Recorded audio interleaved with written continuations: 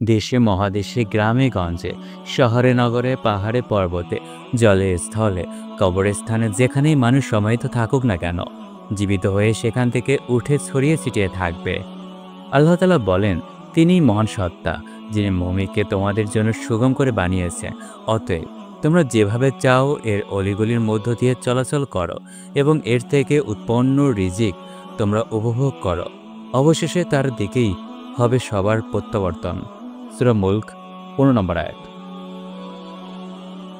সমতল সম্প্রসারিত ও সুবিশাল জমিনে মানুষ কবর থেকে উঠে এখানে সেখানে বিক্ষিপ্তভাবে দাঁড়িয়ে থাকবে। কিয়ামতের পর জমিনকে আল্লাহ তাআলা সমতল করে দেবেন। তিনি বলবেন, যখন এই ভূমণ্ডল সম্প্রসারিত করা হবে, মুহূর্তের মধ্যেই সে তার ভেতরে যা আছে তা ফেলে দিয়ে খালি হয়ে যাবে। আল্লাহ তাআলা বলেন, আবার তিনি যখন চাইবেন তাকে পুনরায় জীবিত করবেন। আল্লাহ তাআলা আরও বলেন, সেদিন তারা অবনত দৃষ্টি নিয়ে একে একে কবর থেকে এমনভাবে বেরিয়ে আসবে যেন তারা বিক্ষিপ্ত পঙ্কপালের দল। সূরা তামার 7 নম্বর আয়াত।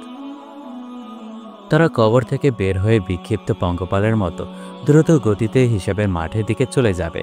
তাদের কান থাকবে এক আহ্বানকারীর আহ্বানের দিকে এবং তারা অত্যন্ত দ্রুত গতিতে চলবে। সেদিন না তারা পারবে বিরুদ্ধাচরণ করতে, না বিলম্ব করার ক্ষমতা রাখবে।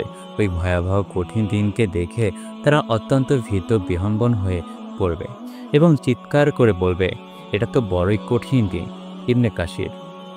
অতএব পুনরুজ্জীবিত পাওয়া থেকে কেউই বাদ পড়বে না, সকলকেই সেখানে সামিল হতে হবে।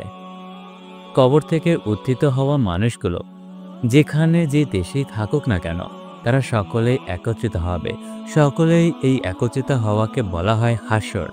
হাসরে দাঁড়িয়ে সবারই মনে হবে দুনিয়ার জীবনটা ছিল সামান্য মুহূর্ত মাত্র। খুবই সামান্য সময় দুনিয়ায় কাটিয়ে এসেছে বলে মনে হবে। আল্লাহ তাআলা বলেন, তারা নিজেদের মধ্যে বলাবলি করতে থাকবে, তোমরা দুনিয়ায় বড়জোর 10 দিন সময় অবস্থান করে এসেছ। সূরা তাহা 103। আল্লাহ তাআলা বলেন, তারপর আল্লাহ তাদেরকে জিজ্ঞাসা করবেন, বলো দেখি পৃথিবীতে তোমরা কত বছর ছিলে? তারা বলবে, একদিন বা একদিনের কিছু অংশ আমরা সেখানে ছিলাম। যারা হিসাব করে তাদেরকে জিজ্ঞাসা করে দেখুন। আল্লাহ বলবেন, তোমরা কি অল্প দিনই ছিলে না? হায়, কথা যদি তোমরা ওই সময় জানতে। সূরা মুমিনুন 112 নম্বর আয়াত। আল্লাহ তাআলা বলেন, যেদিন এরা কিয়ামত দেখতে পাবে, সেদিন এদের মনে হবে তারা দুনিয়ায় এক বিকাল অথবা এক সকাল পরিমাণ সময়ের চাইতে বেশি সময় অবস্থান করেনি। সূরা নাজিয়া 46 নম্বর আয়াত। আল্লাহ তাআলা বলেন, যেদিন তিনি তাদের সবাইকে একত্রিত করবেন, সেদিন তাদের মনে হবে যেন তারা সেখানে পারস্পরিক পরিচয়ের জন্য দিনের মাত্র কিছু সময় পৃথিবীতে কাটিয়ে এসেছে। সূরা ইউনুস 45 নম্বর আয়াত। কাফেররা হাসরের মাঠে দুনিয়ার সময়টুকুই অত্যন্ত সামান্য সময় মনে করবে। তাদের কেউ কেউ মনে করবে যে দুনিয়াতে মাত্র 1 ঘন্টা সময় অবস্থান করেছিলাম। মহান আল্লাহ আরও বলে, যেদিন সত্যি তারা সেই আযাব নিজেদের সামনে দেখতে পাবে যার ওয়াদা তাদের কাছে করা হয়েছিল, তখন তাদের অবস্থা হবে এমন যেন দুনিয়ায় তারা দিনের সামান্য কিছু মুহূর্ত অতিবাহিত করে এসেছে। আল্লাহ তাআলা বলেন, যেদিন কিয়ামত হবে, সেদিন অপরাধী ব্যক্তিরা কসম খেয়ে বলবে, তারা তো দুনিয়ায় মুহূর্তকালের বেশি অবস্থান করেনি। আসলে এভাবেই এদের সত্য বিমুখ রেখে দাঁড়ে দাঁড়ে ঠোকর খাওয়ানো হচ্ছিল। সূরা রুম 55 নম্বর আয়াত। 10 দিন এক বিশাল বা সন্ধ্যা অথবা ঘণ্টাখানেক সময় দুনিয়ায় ছিল বলে মনে হবে। তারা সেখানে একে অপরকে চিনবে। আল্লাহ তাআলা বলেন, আর যেদিন আল্লাহ এদেরকে একত্রিত করবেন, তখন তাদের মনে হবে তারা যেন দিনের বেলায় ঘণ্টাখানেক সময় দুনিয়ায় কাটিয়ে এসেছে। হাসরের মাঠে তখন তারা একে অপরকে চিনতে পারবে। সূরা ইউনুস। কিয়ামতে যখন মৃতদেহকে কবর থেকে উঠানো হবে, তখন একে অপরকে চিনতে পারবে এবং মনে হবে দেখা সাক্ষাৎ হয়নি তা যেন খুব একটা দীর্ঘ সময় নয়। মাতা পিতা ছেলেকে চিনবে এবং ছেলে মেয়েও মাতা পিতাকে চিনবে। আত্মীয় স্বজন নিজ নিজ আত্মীয় স্বজনকে চিনতে পারবে, যেমন তারা পৃথিবীতে অবস্থানকালে চিনত, কিন্তু প্রত্যেকেই নিজেকে নিয়ে ব্যস্ত থাকবে। ইবনে কাসির। চিনলেও কেউ কাউকে কোনো কিছু জিজ্ঞাসা করবে না। আল্লাহ তাআলা বলেন, তারা একে অপরের কাছে কোনো কথা জিজ্ঞাসা করবে না। আল্লাহ তাআলা আরও বলেন, অতঃপর যেদিন সিংহায় ফু দেওয়া হবে, সেদিন তাদের মধ্যে আত্মীয়তার বন্ধন বলতে কিছুই থাকবে না। আর না তারা একজন আরেকজনকে কিছু জিজ্ঞাসা করতে যাবে। সূরা মুমিনুন 101 নম্বর আয়াত। আত্মীয়তা সম্পর্ক রক্তে বন্ধন সেদিন সম্পূর্ণরূপে ছিন্ন হয়ে যাবে। একজন আরেকজনকে সাহায্য করার জন্য আহ্বান করতেও সক্ষম হবে না। তা সেই ব্যক্তির যদি রক্তের সম্পর্ক হয়, সে সময় বাপ ছেলের কোনো কাজে লাগবে না এবং ছেলেও বাপের কোনো কাজে আসবে না। প্রত্যেকে এমনভাবে নিজের অবস্থার শিকার হবে যে একজন অন্যজনের প্রতি সহানুভূতি প্রকাশ করবে না এবং কিছু জিজ্ঞাসাও করবে না। আল্লাহ তাআলা বলেন, সেদিন এক বন্ধু আরেক বন্ধুর খবর নেবে না। আল্লাহ তাআলা বলেন, এক সময়ে তারা একে অপরের দিকে মুখ করে জিজ্ঞাসাবাদ করতে থাকবে। সূরা সাফফাত ২৭ নম্বর আয়াত। এই আয়াত সম্পর্কে ইবনে আব্বাস রাদিয়াল্লাহু বলেন, হাসরে বিভিন্ন অবস্থানস্থল হবে এবং প্রত্যেক অবস্থানস্থলের অবস্থা ভিন্ন ভিন্ন হবে। এমনও সময় আসবে যখন কেউ কাউকে কোনো কিছু জিজ্ঞাসা করবে না। এরপর কোনো অবস্থানকালে ভয়, ভীতি ও আতঙ্ক হ্রাস পেলে একে অপরের অবস্থান জিজ্ঞাসা করবে। ক্ষতিপূরণ বাবদ নিজ স্ত্রী, পুত্র, কন্যা এবং ভাই বোন এমনকি সারা দুনিয়ার মানুষকে জাহান্নামে পাঠিয়ে হলেও নিচে বাঁচতে চাইবে। আল্লাহ তাআলা বলেন, তারা একজন আরেকজনকে দেখতে পাবে।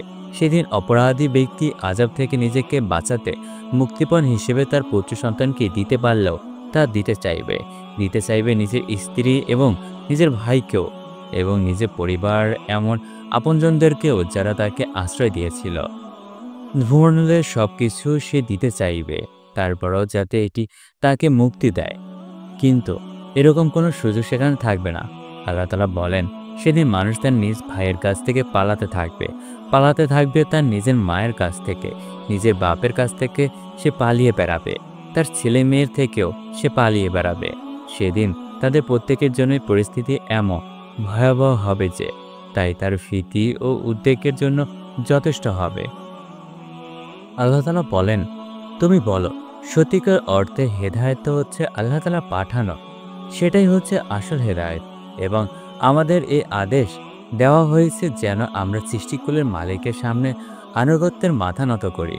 আরও আদেশ দেওয়া হয়েছে, তোমরা নামাজ প্রতিষ্ঠা করো এবং তোমরা আল্লাহ তাআলাকে ভয় করো। তিনি হচ্ছে এমন সত্তা যার সামনে সবাইকে সমবেত করা হবে। রাসূল সাল্লাল্লাহু আলাইহি ওয়াসাল্লাম বলেছেন, তোমরা সেদিন খালি পায়ে নগ্ন দেহে খতনাবিহীন অবস্থায় আল্লাহর কাছে জমায়েত হবে। এ কথা শুনে তার এক স্ত্রী বললেন, হে আল্লাহর রাসূল, তাহলে তো অন্যের লজ্জাস্থানের প্রতি চোখ পড়বে। রাসূল সাল্লাল্লাহু আলাইহি ওয়াসাল্লাম বললেন, ওই মহাবলবনের দিন সব মানুষের তো ব্যস্ত থাকবে যে অন্যের প্রতি তাকানোর সুযোগও কারো থাকবে না। ইবনে আব্বাস রাদিয়াল্লাহু বর্ণনা করেন, রাসূল সাল্লাল্লাহু আলাইহি ওয়াসাল্লাম বলেছেন, তোমাদের সবাইকে খালি পায়ে বিবস্ত্র শরীর নিয়ে খতনাবিহীন অবস্থায় কবর থেকে উঠানো হবে। তখন এক মহিলা জানতে চাইলেন, আমরা কি একজনের আরেকজনের নগ্ন দেহ দেখতে পাব? উত্তরে তিনি বললেন, হ্যাঁ, অমুক মহিলা। ওই দিনের অবস্থা এমন হবে যে প্রত্যেকেই নিজের অবস্থা নিয়ে এত উদ্বিগ্ন থাকবে যে অন্যদিকে তাকানোরও কারোর সময় থাকবে না। আগের ও পরের সবাই সেখানে থাকবে যাতে তাদেরকে প্রশ্ন করে তাদের দোষের স্বীকৃতি আদায় করা যায়। কোনো মুফাসসির এ অর্থ করেছে যে যারা আগে চলে যাবে তাদেরকে বাধা প্রদান করা হবে যাতে তাদের পেছনে পড়া লোক তাদের সাথে মিলিত হয়ে যায়। লোকজনকে ঠেলে বা তাদেরকে ধাক্কা দিয়ে হিসাবের জন্য হাসর মাঠে নিয়ে যাওয়া হবে। উক্ত আয়াতে ইঙ্গিত রয়েছে যে আল্লাহর আয়াতসমূহকে মিথ্যা বলে এটি গুরুতর অপরাধ ও গুনাহ, বিশেষত যখন কেউ চিন্তাভাবনা ও বোঝাশোনার চেষ্টা না করেই মিথ্যা বলতে থাকে। এমত অবস্থায় এটা দ্বিগুণ অপরাধ হয়ে যায়। আল্লাহ তাআলা আরও বলেন, অতঃপর তোমার মালিকের শপথ, আমি অবশ্যই এদের একত্রিত করব শয়তানদেরও। অতঃপর এদের সবাইকে হাঁটুগাড়া অবস্থায় জাহান্নামের চারপাশে এনে জড়ো করব। তারপর আমি অবশ্যই এদের প্রত্যেকে দলের মধ্য থেকে দয়াময় আল্লাহ তাআলার প্রতি যারা সবচাইতে বেশি বিদ্রোহী ছিল তাদের খুঁজে খুঁজে বের করে আনব। হাসরের মাঠে প্রাথমিক অবস্থায় মুমিন, কাফের, ভাগ্যবান, হতভাগা সবাইকে জাহান্নামের চারদিকে সমবেত করা হবে। সবাই ভীত, বিহম্বনা, নতজানু অবস্থায় পড়ে থাকবে। এরপর মুমিনগণকে জাহান্নাম অতিক্রম করিয়ে জান্নাতে প্রবেশ করানো হবে। আল্লাহ তাআলা বলেন, যেদিন সিংহায় ফুৎকার দেওয়া হবে সেদিন আমি অপরাধীদের এমন অবস্থায় জমা করব যে ভয়ে তাদের চোখ নীল হয়ে যাবে। ফেরেশতা সিংহে ফুঁক দিলে সব মৃত জীবিত হয়ে যাবে। এক হাদিসে রাসূল আকরাম সাল্লাল্লাহু আলাইহি ওয়াসাল্লাম বলেন, এসাবে সিংহ মুখে নিয়ে আসেন, তার কপাল তীক্ষ্ণভাবে উৎকর্ণ করে নিচু করে রেখেছেন, অপেক্ষা করছেন কখন তাকে ফুঁক দেওয়ার নির্দেশ দেওয়া হবে। ভয় ও আতঙ্কে তখন তাদের রক্ত শুকিয়ে যাবে এবং তাদের অবস্থা এমন হয়ে যাবে যেন তাদের শরীরে এক বিন্দু রক্ত নেই, অথবা অত্যাধিক ভয় তাদের চোখের মনি স্থির হয়ে যাবে। আল্লাহ তাআলা বলেন, সেদিনের কথা ভাবো যেদিন আমি প্রতিটি উম্মহ থেকে এক একটি দলকে এনে জড়ো করব, যারা আমার আয়াতসমূহকে অস্বীকার করেছে। অতঃপর তাদেরকে ভাগ ভাগ করে হাঁকিয়ে নিয়ে যাওয়া হবে। এমনি করে ওরা যখন আল্লাহ তাআলার সামনে হাজির হবে, তখন আল্লাহ তাআলা তাদের জিজ্ঞাসা করবে, তোমরা কি আমার আয়াতসমূহ শুধু এই কারণেই অস্বীকার করেছিলে এবং তোমাদের সীমিত জ্ঞান দিয়ে তোমরা যে আয়াতের মর্ম পর্যন্ত পৌঁছাতে পারোনি? বলো, আমার আয়াতের সাথে তোমরা কি আচরণ করেছিলে? আদি ইবনে হাতেম রাদিয়াল্লাহু তাআলা আনহু বলেন, রাসূল সাল্লাল্লাহু আলাইহি ওয়াসাল্লাম বলেছেন, তোমাদের প্রত্যেকের সঙ্গে তার রব কথা বলবেন, তার ও তার মাঝে কোনো বাধক থাকবে না। সেখানে সে তার ডান দিকে তাকাবে, সুতরাং সেদিকে তাই দেখতে পাবে যা সে অগ্রিম পাঠিয়েছিল, এবং বাম দিকে তাকাবে, সুতরাং সেদিকেও নিজের কৃতকর্ম দেখতে পাবে। আর সামনে তাকাবে, সুতরাং তার চেহারার সামনে জাহান্নাম দেখতে পাবে। অতএব তোমরা জাহান্নাম থেকে বাঁচো, যদিও খেজুরের এক টুকরো সদকাও বড় হয়। রাসূল সাল্লাল্লাহু আলাইহি ওয়াসাল্লাম বলেছেন, কিয়ামতের দিন জাহান্নামকে এমন অবস্থায় নিয়ে আসা হবে যে তার ৭০,০০০ লাগাম থাকবে, প্রত্যেক লাগামের সাথে ৭০,০০০ ফেরেশতা থাকবে, তারা তার টানতে থাকবে। জাহান্নামকে টেনে কিয়ামতের মাঠে নিয়ে আসা হবে। ইবনে উমর রাদিয়াল্লাহু তাআলা আনহু থেকে বর্ণিত, রাসূল আকরাম সাল্লাল্লাহু আলাইহি ওয়াসাল্লাম বলেছেন, কিয়ামতের দিন লোকেরা বিশ্বজাহানের প্রতিপালকের সামনে দণ্ডায়মান হবে এবং তাদের এত বেশি ঘাম হবে যে তাদের মধ্যে কেউ তার ঘামে তার অর্ধেক কান পর্যন্ত ডুবে যাবে।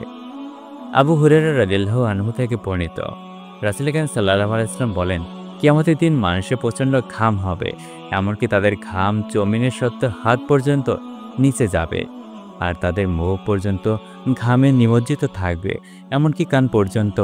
সহিহ বুখারী ৬৫৩২ নম্বর আয়াত। নোমান ইবনে বাশির রাদিয়াল্লাহু তাআলা আনহু থেকে বর্ণিত, তিনি বলেন, আমি রাসূল সাল্লাল্লাহু আলাইহি সাল্লামকে বলতে শুনেছি যে কিয়ামতের দিবসে ওই ব্যক্তির সর্বাপেক্ষা হালকা আযাব হবে, যার দুপায়ের তলার ঝুলন্ত দুটি আঙ্গার রাখা হবে, যার ফলে তার মাথার মগজ ফুটতে থাকবে। সে মনে করবে না যে তার চেয়ে কঠিন আযাব অন্য কেউ ভোগ করছে, অথচ তার ওই আযাব সবার চেয়ে হালকা।